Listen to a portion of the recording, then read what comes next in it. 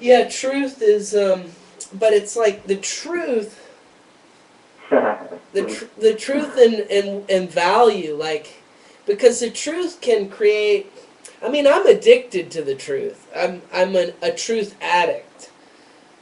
But the problem is Yeah. that truth doesn't always create value. Like the truth, given that there's so many myriad levels of human beings, there's so many people on different levels that their truth is their truth is their truth is their truth is their truth. Right then is their truth is their truth. So, you know what I mean? Like, what is Brandon's truth? What is Ellis's truth? And what is the Yeah. truth? What is the truth of peace? Like, so, Yeah. I mean, following these leaders or following any person as a leader has only led to this same problem. I mean, what did you just say? The Christians, the Muslims, and the Jews. Well, what are their core beliefs in 5 words each? That there's going to be a Messiah Oh that's going to well, return. no. You Okay, know. so take the Jewish people. What's their core belief? Well, I don't know what you mean. Like what? All right, well draw your common thread then. I wasn't asking you to draw a common thread through Well, all three, but they believe in all one God. That there's going to be basically a manifestation. You know, God Himself. That's well, going to basically be a Messiah that changes everything. and isn't that the core problem? Well, they're always pitting everything into the future rather than right now. And aren't they always pitting into some superior authoritarian entity?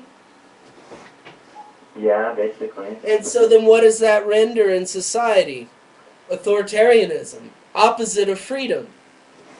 Well, And because then everybody wants to be the authority of that truth that they speak of. exactly. You know, and then they instead of basically waiting around like some humble guy, now they're like, well, we're standing post and we're gonna guard this until we you know, our master comes. You Yeah, know, so it's kind of like so like a future master. the people who have really arrived at a Yeah. true or the truest source code, or people have arrived at a truth, then they do what? They become artists or educators, or basically that's about Right. it. Yeah. and to It's the crazy. degree that you don't experience that truth, then that's the degree then you're not that. Yeah. But living your truth, living your truth in a capitalism commercial society that markets off of half truths, and so I mean, then it's like we're forced to take occupations. We're forced to take mass jobs, like massage is the mass age. I mean, Mm. it's the best thing that I could have become, I guess, in the mass age was to massage the mass age and be a mass sage Yeah. and a master of my own age. But so Yeah, but it's the toughest occupation though, because I have to generate love and authentic professionality and care for people's bodies over and over and over again. I thought it might be 1 year or 2 years I would do it. Now I think I'm up to like 6 years of, do you and remember back in the beginning when you were going to school and you were sleeping outside the school on the sidewalk? You know, remember those days when you were just starting out? yeah. Remember that? What a trip, man. I mean, you've been so patient, you know, and Oh even though you've God. gone through some hard times, you still But it's a good still thing. not what I want, really. It's like there's this, I don't know. it's a noble occupation, but it's pretty ridiculous, really.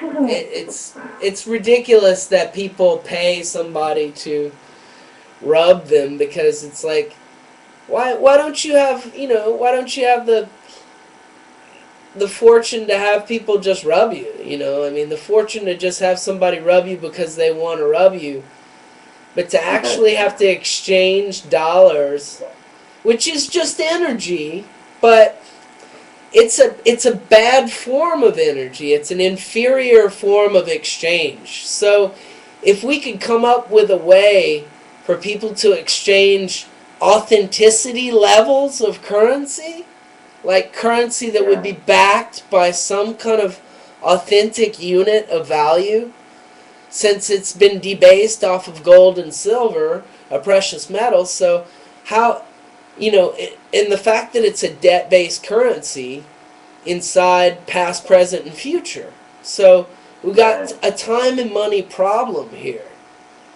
And that's what's setting everyone, aside from the philosophical core matter that we just mentioned, which is an all-one, authoritative, omnipotent God who's going to at some point appear and solve the predicaments of humanity. Well, it's just never happened, and it will never happen.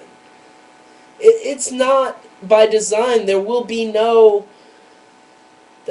creature unless that's another false god, another, another dictator, another superpower alien. Those kind of horrible things could happen, I guess. But then that's not a love and peace God. That's a serve that unit head God. Like the Pope is kind of a god that sits atop the Roman Catholic Empire.